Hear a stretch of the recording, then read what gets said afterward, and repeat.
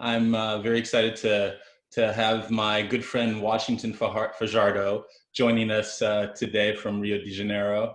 Washington is an architect and urbanist, formerly a consultant to the mayor's office in Rio, and has a series of really interesting projects to share that focus on the public space and the relationship of architecture to people. So Washington, welcome. Thank you, Stephen. It's really great to see you again, and thank you, Friedman Benda, for this invitation. I have been following your Designing Dialogue series. It's fantastic. I'm very honored to be here. Thank you for the invitation. Absolutely. I want to say to everyone that Washington, this will be a kind of trip to Brazil for all of us. So as Brazil is in the unfortunate position of being the second and highest COVID cases in the world, we are really interested in what's going on there. And I think Washington is the perfect tour guide. So I think we'll be looking at a kind of historical arc of Washington's involvement in the city, in architecture, in public space, and also a kind of overview of Brazilian culture as it relates to design. So, and Washington's work. So please, Washington, let's start the slides. All right, let's do it. We have quite a lot of content to cover here. Yeah. I'm so excited to take a trip to Rio. So yeah, thank you again, Stephen, and thank you also, Lucy, for your support. So I would like to start with this quote from Kenneth Frampton on this kind of Brazilian ethos regarding architectural practice. Due to the high inequality of the country, and also because we understand ourselves like a modern nation with a lot of future potential. So the design practice is always shaped by political force. So we truly understand, and that's really a strong basis of the architect's education in Brazil. We understand ourselves also as political force. We are not only shaping things, but we were educated also to consider to shape society. This is, we know that from the past, from Oscar Niemeyer and Lúcio Costa, but it's something that even my generation was involved in this kind of idea. I think it would be good also to people to know that we basically have education as an architect and urbanist. We don't have urban planners or landscape architects or urban designers. We are basically everything together. This kind of a generalist approach, it's also really good to deal with difficult places. And that's the city that I'm reporting from. It's Rio. It's a beautiful city. It's a fantastic landscape. It was recognized by UNESCO as a World Heritage as cultural landscape, and the city the city had a lot of really powerful image.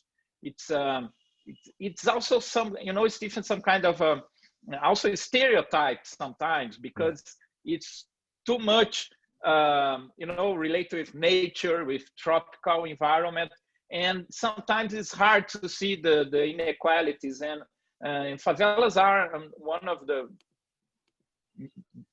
the critical part in the city.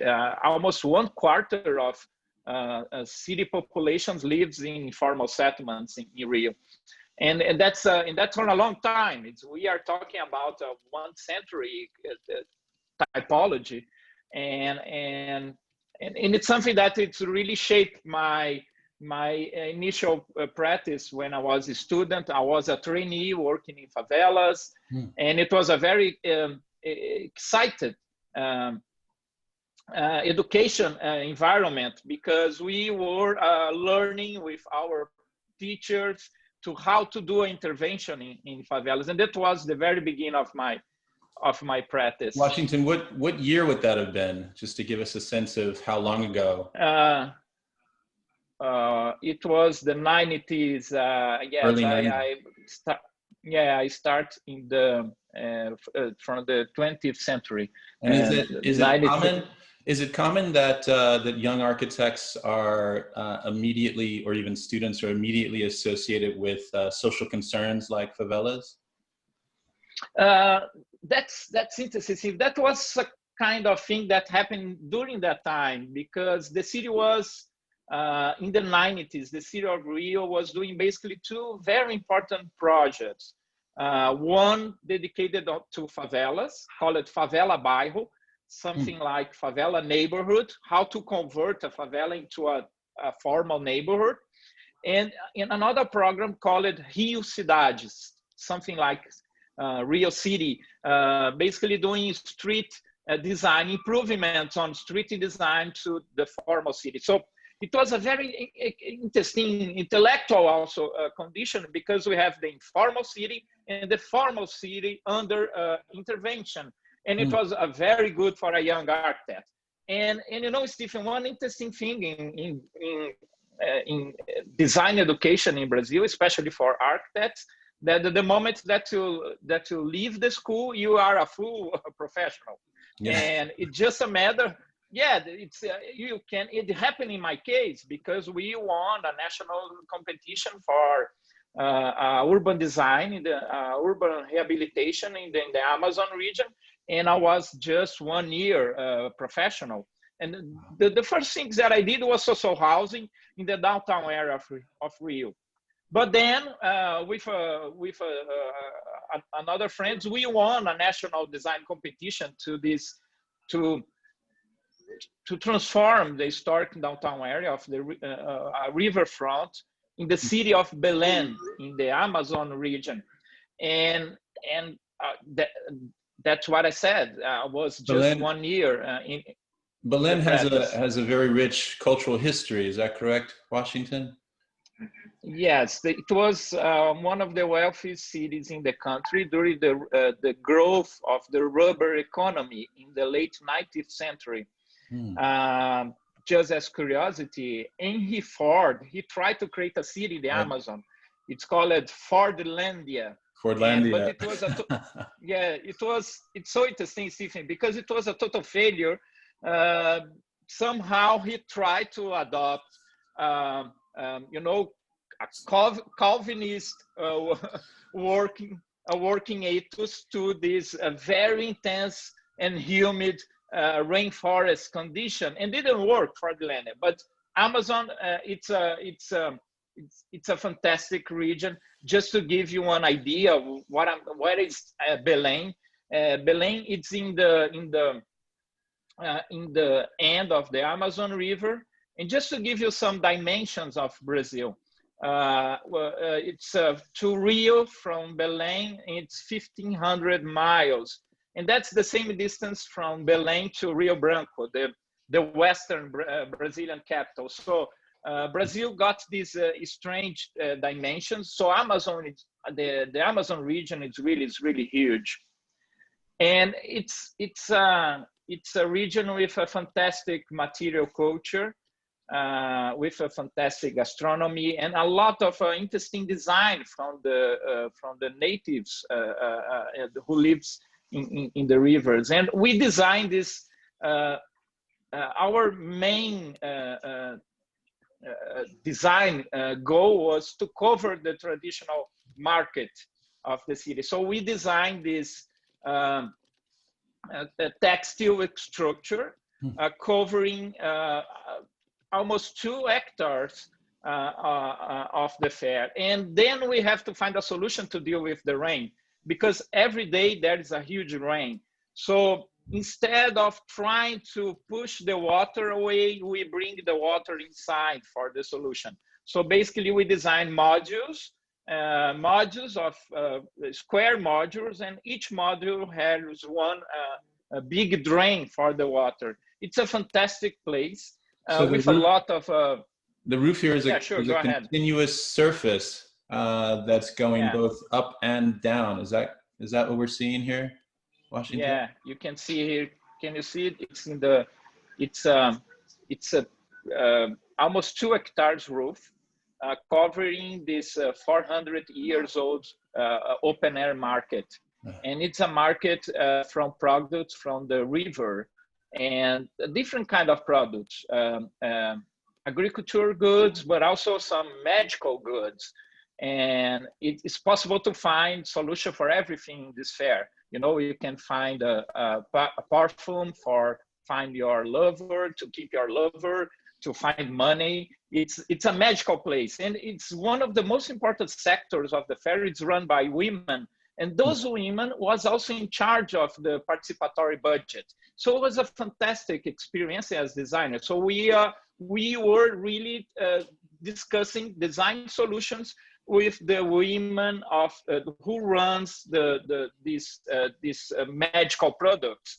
I think that's a really good point, Washington, because I think we have to keep in mind as we look at your work that as a young architect trained in Brazil, coming out of school and beginning to work right away, you're not only dealing with the structure and the environmental conditions and the needs of the community, but you're also directly interfacing with the community in that sort of political sense, right?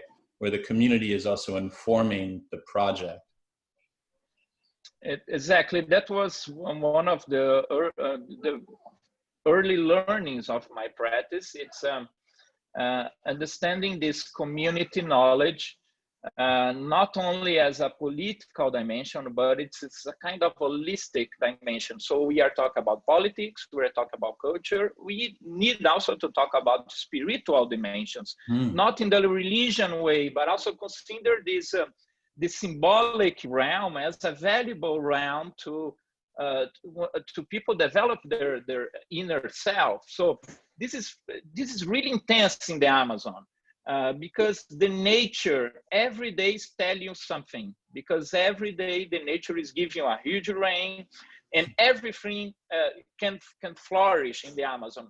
You know, this is not a good picture because at that time that was the 99. I lived there for 1 year, from the 99 to the 2000, and it's not a good picture because it's an old kind of digital camera. What are we looking at here, though? What are we seeing in this picture? Yeah, that's the top of the balcony in this flat where I lived. It's a beautiful Art Deco building, and one day suddenly I noticed this very small plant, you know, just flourish into the concrete. And, you know, Stephen, that was, you know, Stephen, I had some kind of epiphany watching to this small plant, because suddenly I realized that we live into a planet full of life. Yeah. And sometimes as designers, we don't notice that because our matter, it's a non-livable matter. We are using bricks, concrete, steel, and we are taking these things from nature, but nature is always pushing us forward in the direction of life. And so it was a huge epiphany for me. And then I realized, wow, there's much more potential for design practice as an architect. It's not only building things, but how to have some positive interference on life of others, and also on nature. That's very, and then very, after this very poetically said, Washington. And I, you know, forgive my ignorance, but, you know, when we think about the Amazon, we don't necessarily picture a city in the center of it. And so, you know, it's even seeing these images, it's kind of a revelation for us when you talk about the relationship of man to nature. Here we're looking at, you know, what is the population of Belém, for example? Belém, it's 1.5 million inhabitants. It's the same size of Manaus, which is another big city in the Amazon. But the whole population of the Amazon, it's around 30 million inhabitants, and 70% of them live in cities. And making cities was a strategy of the colonization. But even when you look to the native population in the Amazon, it was also everything based on cities.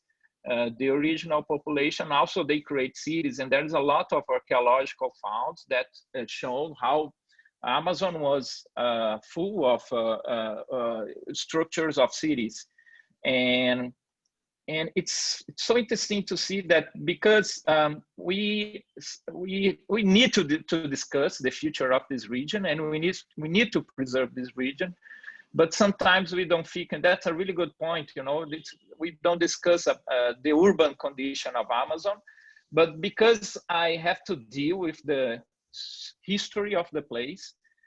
It's fantastic. It was a very cosmopolitan area. Belen hired an Italian urban planner in the late 18th century to make its first master plan.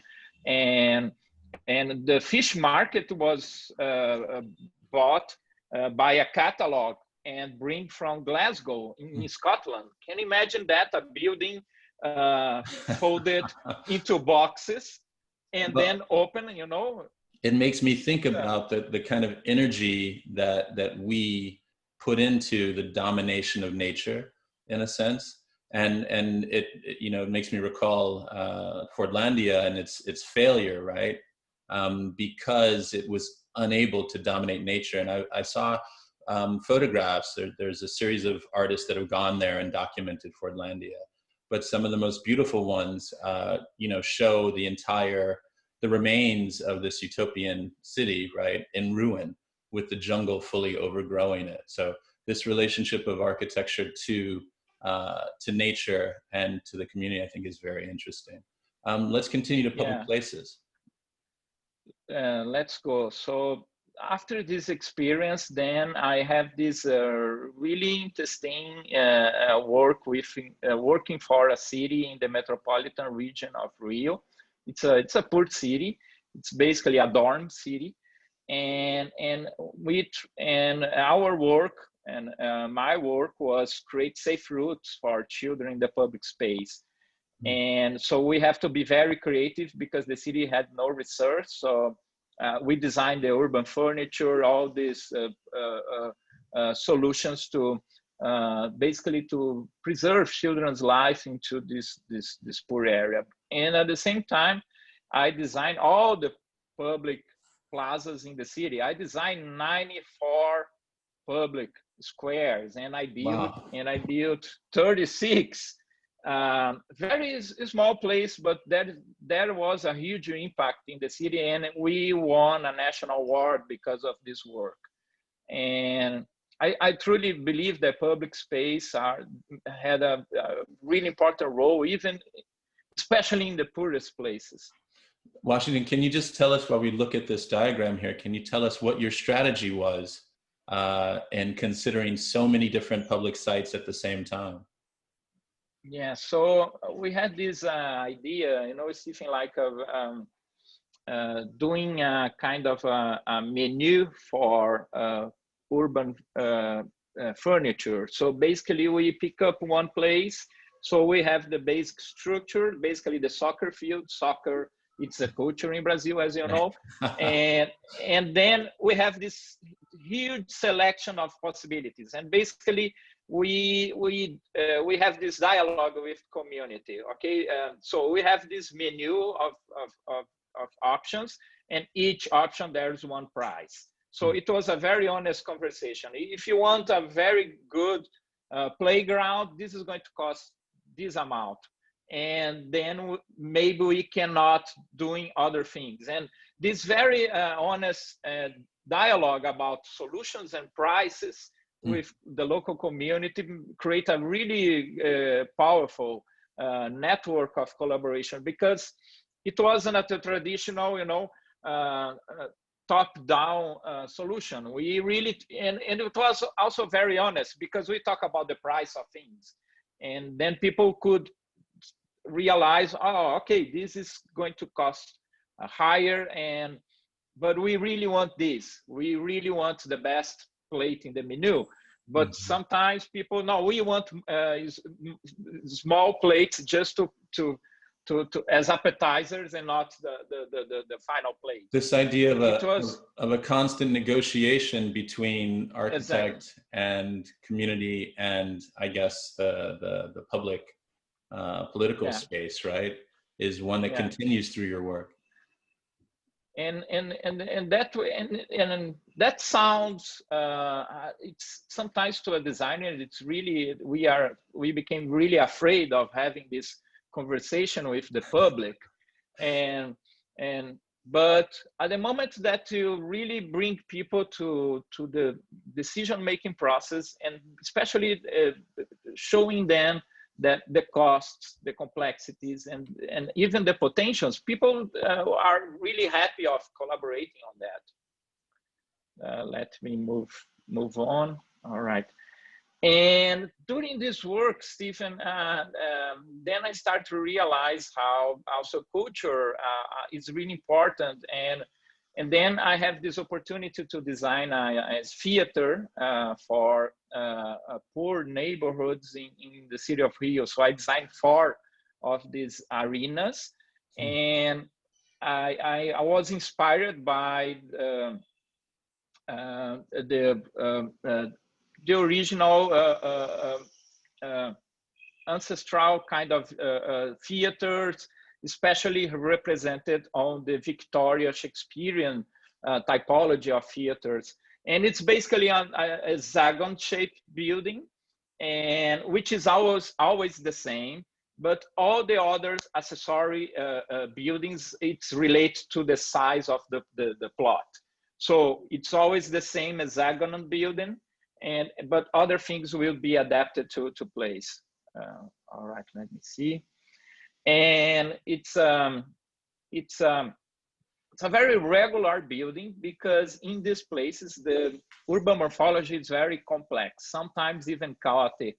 So I really try to also to make buildings more with more silence forms, buildings that could bring some kind of a church experience, more regular forms as a place of gathering.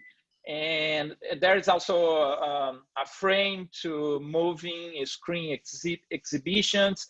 And just to give you an idea of the location, so this is the very well known part of Rio, the beaches, and as you can see, the places of the theaters. It's sometimes very poor areas, and it's a very important place for community, for arts and craft development, culture. It's a very successful program, and it's the kids love this building. And the stage, you can open, these red doors are the back doors of the stage. So you can open the stage behind, and then you can create a public space arena. It's a very flexible building. So the theater faces both inward and outward if necessary. Exactly. Yeah. It's exactly. So you can have only the traditional, the Italian stage, or you can open the back doors and then having this arena solution. And then I moved to this another project. It was one abandoned historic movie theater in the city of Rio, and I reshape it into a multi-purpose cultural center. So it's a theater, but it's also exhibitions and moving theaters. And visiting the building, Stephen, I found this roof. And so I have this idea of using the roof as a garden. And it was also a very successful solution. I have been following this kind of work, looking for how to recycling buildings, how to recycling places, and I think it's a kind of environmental commitment to looking for places, abandoned places, and bringing them to life again. Was this thinking of the city of Rio, or was this a kind of strategy that you developed on your own, Washington?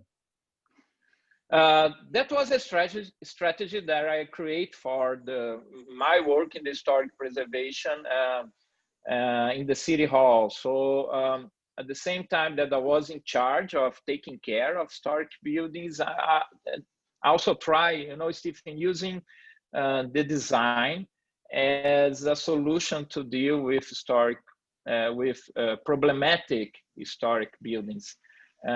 Sometimes, yeah, sure, go ahead. Can you tell us a little bit about your position in the mayor's office and what that entailed? Okay. What types of projects you were tasked to develop? Yeah, sure. Yeah, so I was invited to be in charge of the historic preservation department in the city of Rio, and he was the capital of Brazil. So we have a fantastic inventory of buildings, places, and then also intangible manifestations. And I was in charge of it. And because of my previous practice into my private practice dealing with historical buildings, I had a lot of comments about how the bureaucracy deal with new design. And then I saw opportunities, you know, to bring more design intervention to historical buildings, and really understanding that bringing life to these historical shapes are the most important thing, and also understanding that even these landmarks, they were also expression of design from the past. So why do we recognize a value on some historical buildings? We are basically recognize a design intention.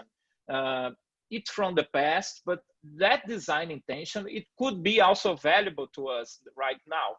And that means that we should not be afraid of the historical presence, and then really putting the actual design to dialogue with the past design.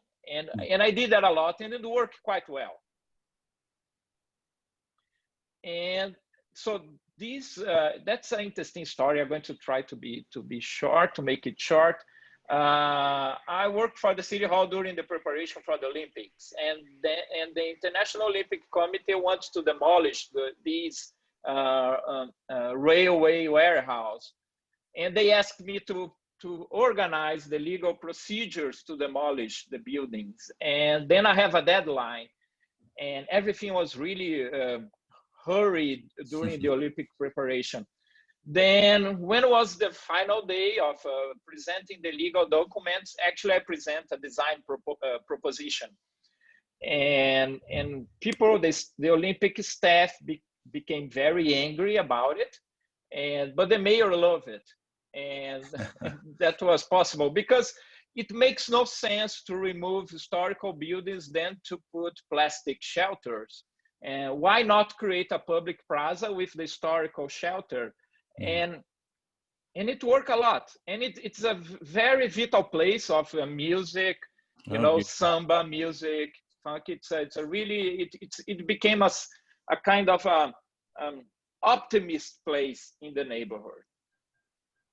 Yeah, the scale is incredible. We really didn't get a sense of the scale of that structure. Yeah, no, it's huge. It's a railway maintenance warehouse. So it's and now it's basically it's a shelter into the public space, and people can use it into a very flexible way. It's mostly used for music events, and some buildings are used for cultural purpose. So Washington, as a kind of introduction to this section of the talk, I'm wondering, is this around the time that you began publicly writing in the newspaper about historic buildings and preservation and the relationship of architecture to the public? Yes, exactly. During that time, I tried to raise my voice about urban issues in Brazil, and I was invited to write in the newspaper. And so at the same time that I was managing this waterfront transformation in Rio, this is the Calatrava Museum, and there's a public space design and other museums. It's a new kind of relation with the historical center and with the Guanabara Bay. But also during that, we discovered this archaeological site, Stephen, the Valongo Wharf. And that was the epicenter of the creation of the African Heritage Trail. And that was a very challenging work. And as you might know, Brazil was the main center of the Atlantic slavery traffic.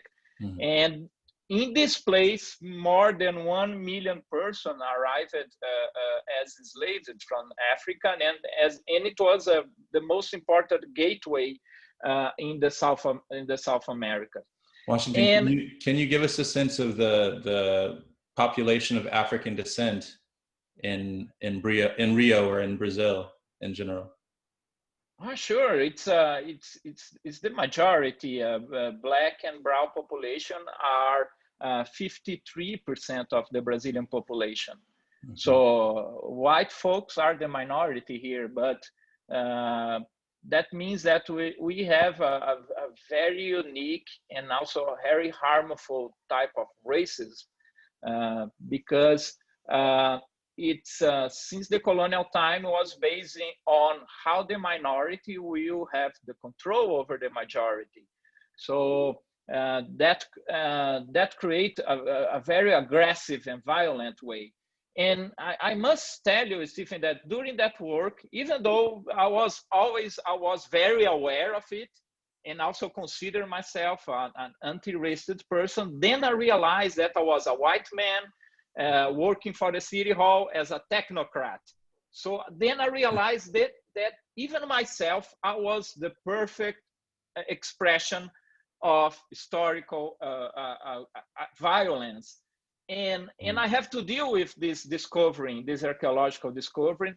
And then basically I approach the local community and I tell them, look, we don't know how to do this. We are ignorant on this. And can we really can we work together? Can you tell us how to do it? And assuming this ignorance was really important to create more trustful relationship with the local community. And at the moment that even though as a bureaucrat, as a designer, a specialist on historical issues, at the moment that we assume that we were ignorant on that, we create a more trustful platform. And then we create a network. Sorry, one moment. Can we go back one image, please? Yeah, sure. Yeah, the African Heritage Trail. Is this the first time that Rio was dealing with this kind of discovery, and were you responsible for creating this African Heritage Trail? Yes, exactly. Stephen, that's complex. As Brazilians, we are very proud about our culture. We are always celebrating music, Black music, Black culture. We understand ourselves as a Black culture society, but that means also that there's a lot of hidden things. We don't talk openly about racial issues. And when Valongo appears as archaeological site, so I'm talking about a material structure, I'm not talking about intangible culture, I'm talking about a thing, a real thing, a concrete thing. I'm talking about stones, and stones full of pain. We are talking about a sad place, a place of violence.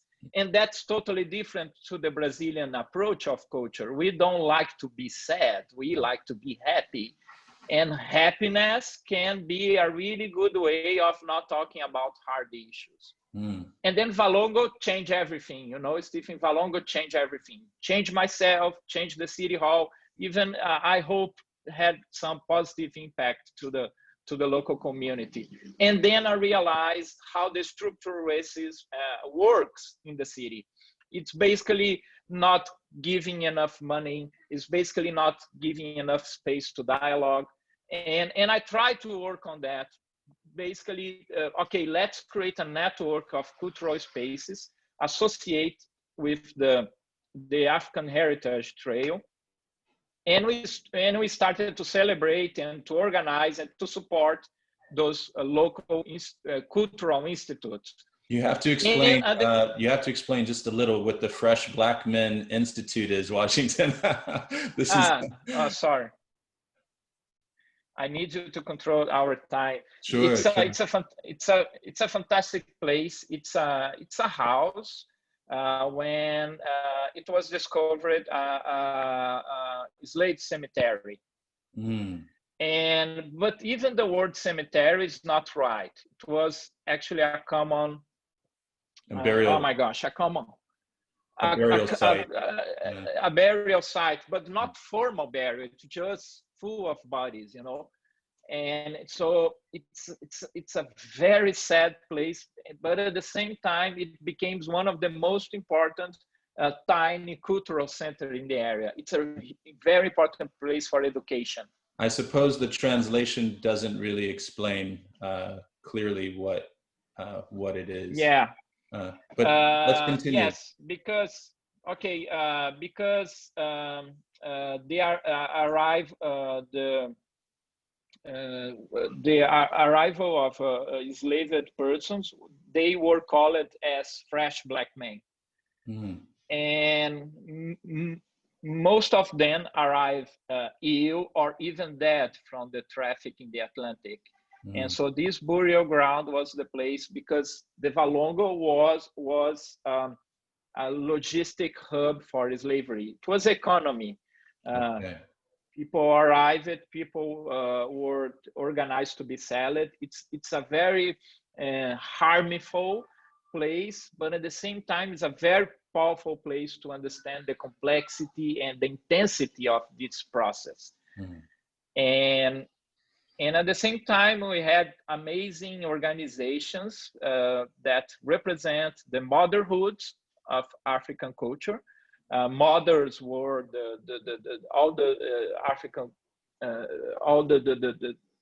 especially the Yoruba and the Bantu culture were based on motherhoods, and we start to support them. And quilombos were places of runaway slaves, and we also work on them. And we have, that's an interesting thing, we had a lot of national laws to preserve quilombos in Brazil. Right now, the President Bolsonaro, yeah. Were all of these organizations existing already, or were they developed during the process?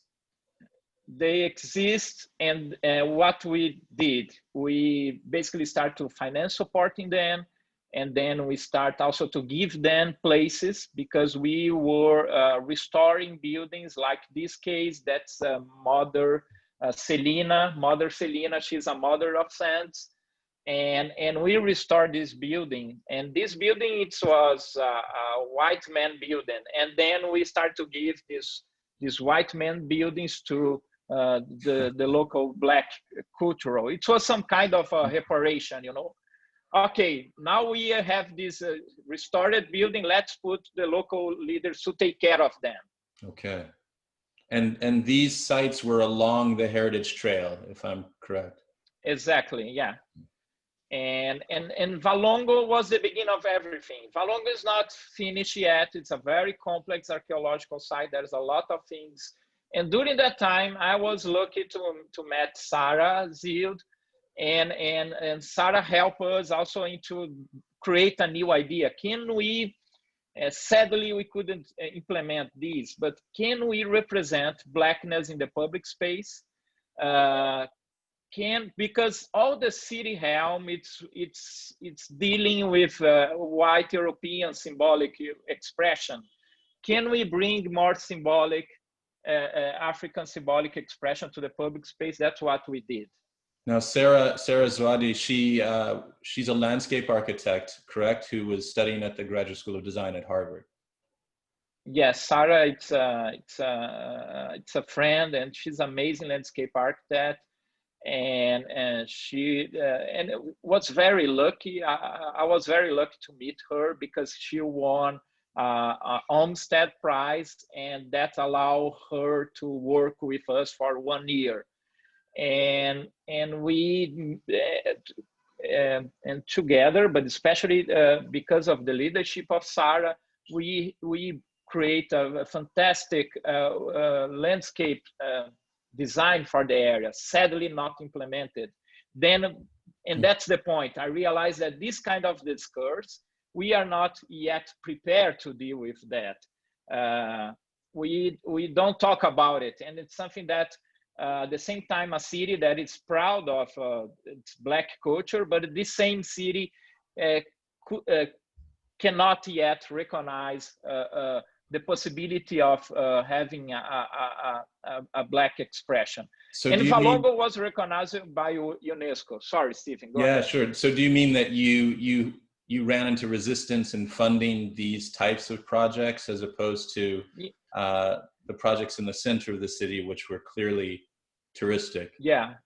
It's funding, time, all the important resources, you know, Stephen. It was a struggle. I'm optimist because Valongo is still, it's a work in progress. And in the near future, there's this plan to make the Valongo Museum. And I think that these ideas could be implemented during that time, because it's, once again, it's a very complex site with one of the most, with the biggest archaeological finds in the country over time. In Valongo, and we did a lot of, we bring also technology, laser scanning. We are going to talk about that in a bit. And I use that for Valongo. And Valongo was recognized by UNESCO as a World Heritage in just 3 years. And then I'm going to show you a video of the celebration day of the UNESCO recognition. There's some audio, okay?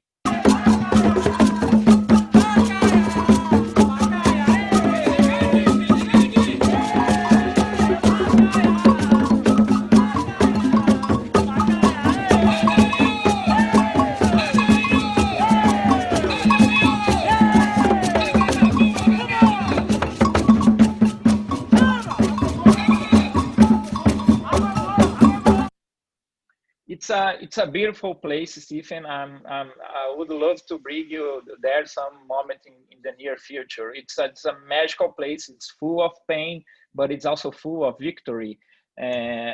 This kind of work changed me a lot. And the ecological, and that's an interesting topic to discuss in a bit. I think we don't have yet good design solutions to deal with archaeological finds. And I try to innovate in that matter. All this, we found more than 1 million pieces in this site. Wow. It's we are going to find a lot of small rings, earrings, all the seashells, pottery, a lot of things, Stephen. It's fantastic. And a lot of pipes of ebony, wood. And how to show them. It's very complicated. It's very bureaucratic. And I had this idea of create an open archive, and I hope also to be finished sooner during the construction of the Valongo Museum. And why is that important, Steve? This is something that I exhibit in the Venice Biennale. And you can see the presence of the Black population in Rio. It's basically concentrated in favelas. And that's the point. That's why it's so important to talk about it. We are really talking about a very segregated city. What is the percentage of the Black population in the favelas? It's the majority, Black and brown population. It's the majority in favelas and urban peripheries.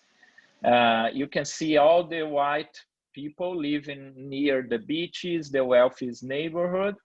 And all these red areas are also associated with hills, favelas, or informal settlements. Now, in 2016, was it 2016, Washington, that you were in charge of the Venice Biennale for Brazil? Yes, I'm going to run a little bit. This is during my work, I create also a cultural center devoted to design discussion. Was a very successful thing, especially to attract young youth to the historic downtown area to talk about design. This is the Carnival. Carnival, it's a fantastic party, and also recognizing the businesses and also create technological solutions. But but that's the interesting. I would like to show you the history of Aloysio Magalhães. He Sure. was a fantastic designer. He was responsible for all the brands and logos of the modern Brazil from 50s, 60s, and 70s. And he was also in charge of the National Historic Preservation in the 80s. And he was a really important reference for me during my work in the City Hall. He was responsible for Brazil's currency at that time. And Aloysio, he had really clear ideas about of the non-linearity of the cultural goods. That means that the cultural goods are not, they are somehow detached of the time, and and something from the past could be really valuable in the future and also in the present time. And design is a way of organizing these cultural values. And during this kind of work, then I started also to write and making books. And I'm not academic, as you know, but I really like to study, and I have this kind of student ethics, and I really like to learn more. And because of this kind of thing, a designer, bureaucrat, thinker, and writer, I was invited to be the curator of the Brazilian Pavilion 2016. And in the pavilion, the curatorship was based on, initially created this dialogue between two houses. One house designed by Lina Bobardi, an Italian architect who lived in Brazil. And she's very famous because of the Museum of Art of São Paulo, this fantastic exhibition solution. It's you know, Stephen, this is it's interesting because it's a very how can I say, it's a very communist approach of art exhibition, because you know, there is no walls, there is no presence of bourgeois presence related to the art. The art are totally vanish of bourgeois space. And it's fascinating because it's fantastic. I'm much more familiar with her design work, of course, Lina Bobardi. Yeah. And she was a fantastic architect. Yeah. And yes, she's also really a fantastic furniture designer, like this giraffe series, and also the ball chair, the Bardi ball chair. But in the pavilion, I exhibit this house, Valérie Sirel house. It's a house done by a French woman in São Paulo. And I really love this kind of texture and this atmosphere of the house. It's a very sophisticated house, but at the same time, because Lina was very influenced by Arte Povera movement and the idea of the working class aesthetics as a valuable aesthetics for places and cities. And I compare with this house designed by Gabriel Joaquim dos Santos. He's the son of slaves, and one day he had a dream when God tell him to build a house, and he spent his whole life making a house. And it's a kind of oniric architecture. It's a dreamscape architecture, and it's from a poor place, a poor city in the state of Rio. I used to live in that place. I was some kind of neighbor of this house as a teenager. And then I realized, wow, let's compare those houses and see this familiarity of the dreaming, something designed by a God, a divine intention, and something designed by a theological intention. And I try to compare these and try to find a way out from the, you know, Oscar Niemeyer and all these Brazilian aesthetics, in all this modernist aesthetic. So basically, I try to exhibit a broad escape for Brazilian practice. It's not everything about reinforced concrete. It's not everything about steel and very open space, but maybe we can have also other potentials in that way. It's very clever because in the comparing and contrasting of these two structures, right, you get at really the heart of what is the difference of two lifestyles in Brazil, right? So yeah, and exactly, and both houses were using very simple materials and creating a unique atmosphere, very comfortable, very human scale. And this is something that sometimes in buildings designed by Niemeyer, and you miss that everything sometimes is too strong. Washington, we should move along because I really want to get to Sure. the newer work that you're doing in relation to the favelas to continue All right. the story with the newer work. So that was the pavilion. So basically, we designed a poster, graphic posters, and the visitors could just take one for itself. So I really think that this is something really authentically Brazilian. It's really about touch. It's really about bringing something with you and touch the body in the exhibition. I really want people to stay close and touch and making a mess. And basically, in the curatorship, I exhibit organic architecture, communities that over time were able to find architectural solutions.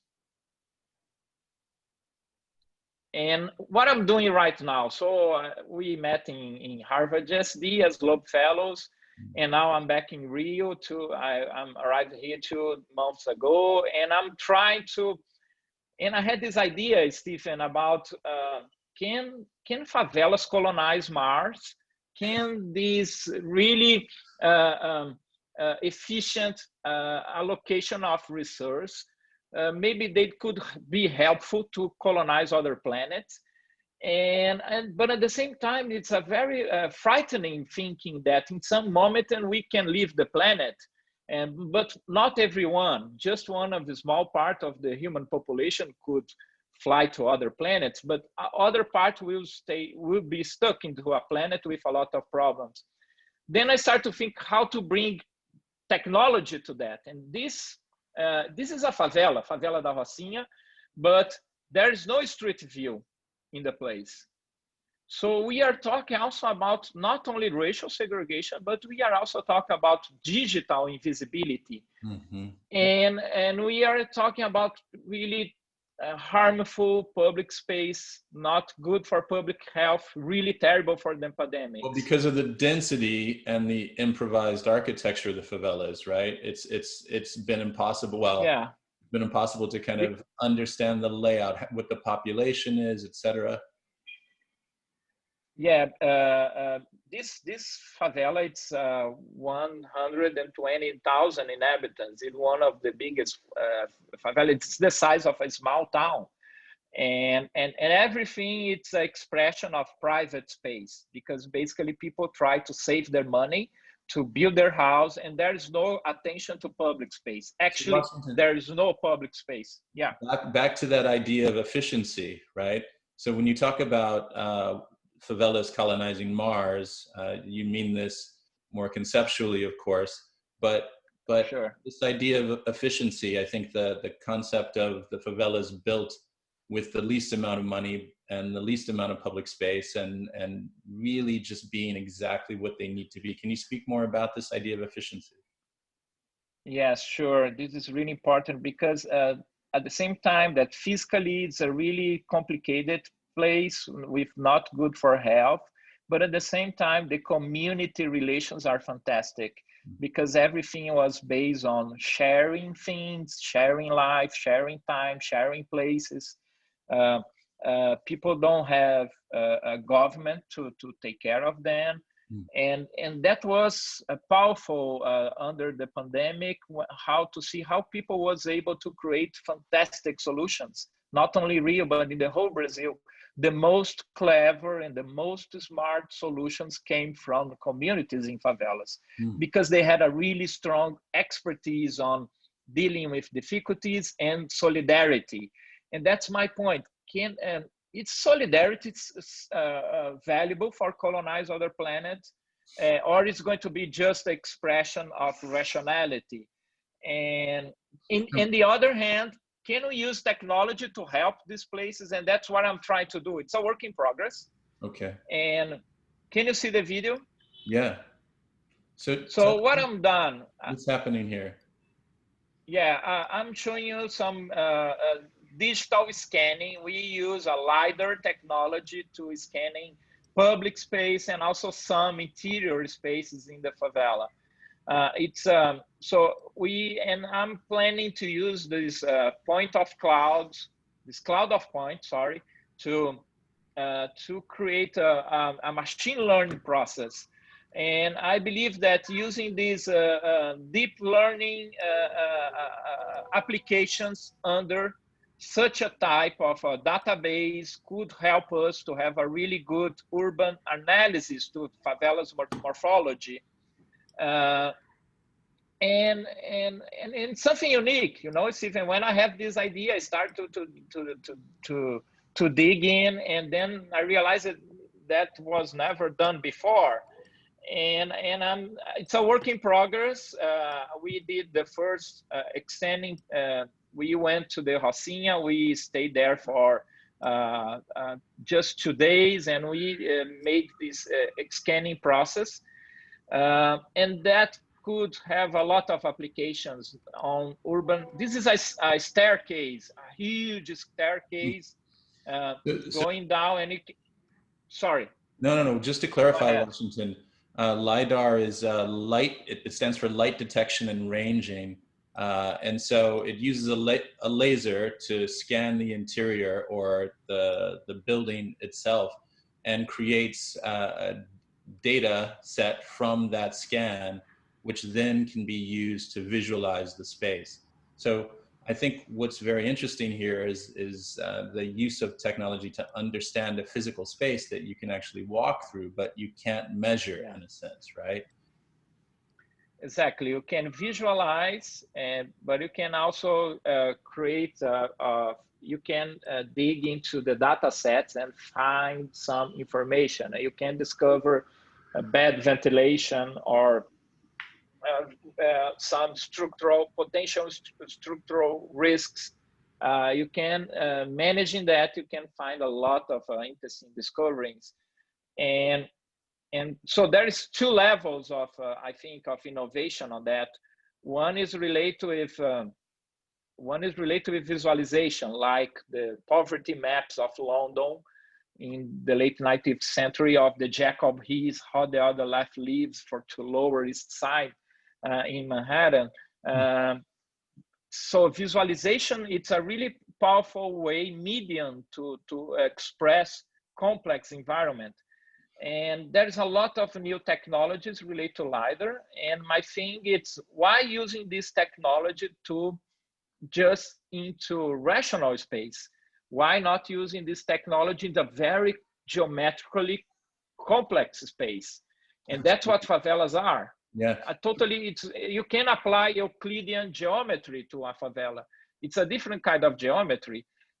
But how we measure favela? We measure favela into a traditional way by doing topographic assessments. And this could be faster, could be also powerful as a new media, and could be also really relevant as a data set to also have some impact in public policies. Absolutely. That's what I'm looking for. So Washington, this is fantastic work. I wonder if you could speak a little bit about, we'll open for questions now, but I wonder if I could ask the first question. You could speak a little bit about the public engagement here, and in what way were people aware that they were being scanned, et cetera? What relationship did you have to the neighborhood that you were scanning? Sure, that's really important. By scanning an interior space, a private space, we could, for example, to find the solutions to property titles. So this is a kind of a trade-off on allowing using this technology in our house, but at the same time faster, create a fast process for title recognition. Because if you do it by a traditional way, we will need to allow people to get inside of your home, okay? Absolutely. Because people need to make measurements to give you property titles. And the technology actually could be much more simple. It's just a matter to put a machine inside, and could also help in that way by creating, using, you can use blockchain to give authenticity to the property title. Sure, go ahead. Another obvious question is, during the pandemic, what benefits does this kind of scanning technology offer? Sorry, Steve, could you repeat, please? I'm wondering, given the density of the favelas in terms of population and space, what benefits does a LiDAR scan give during? Oh, yeah, sure. Yeah, let me give you an example. Let's consider that we need to improve a stairway into a favela, and how basically things are done. So you have to go there and then take some measures, but basically people work on site, and that creates a lot of inefficiency again regarding engineering solutions.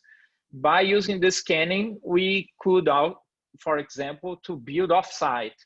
Let's build a modular stair and just bring it to the favela. And it's also accuracy, and that's the point. The point that it's a segregated space. It's a digital invisible space. That means there is also no accuracy for measurements, and the physical aspect is not fully understand. So that's a kind of barrier. Not physically understand one place with really harmful social conditions. It's also a way of keeping segregation going on, and it's really finding the graining detail of the physical space as a commitment with the area. One last question, Washington, from myself. Are you at all concerned that in revealing the favelas at this level of detail in terms of data, that you also challenge the kind of informal conditions at work there that sustain the favela for the people that live there? Do you understand what I mean? Yeah, sure. I think that there is a double sense that way, because in one way, especially the public space, you see a lot of problematic solutions and not a quality public space. But at the same time, when you see some images of the interior space, you are going to see a lot of similarities. So there is much more similarities than difference. And I think that this kind of solution could help to equalize the balance of similarities of private life with inequalities of the public good. And I'm looking for try to equalize this balance, because now it's the actual conditions is very unfair. And some places there is no water, no sanitation. Can you imagine that during the pandemics, telling people wash your hands and there is no water? But how people make those infrastructures, Stephen? Basically using a very stupid engineering approach. Let's just make one line of pipes, and using that could really create a more smarter solutions to infrastructure. I think there's a lot of possibilities in this approach. Well, Washington, this has been an incredible conversation. I really appreciate you coming on. The projects are so inspiring. I think someone put it in the chat here: an architecture of solidarity versus an architecture of rationality. That's a good definition. Really appreciate you taking the time, Washington, and please keep up the good work. We want to know how the favela scanning project continues. Okay, everyone. So a little housekeeping. Next Wednesday, my co-host Glenn Adamson will be in conversation with Amy Siegel. Please join us for next Wednesday for Design and Dialogue number 66. Once again, thank you, Washington, so much. Thank you, Stephen. I love to see you again, and thank you for all the Friedman Bender friends, and I hope you as soon as possible have you all here in Rio, and I would like to show you these places in person.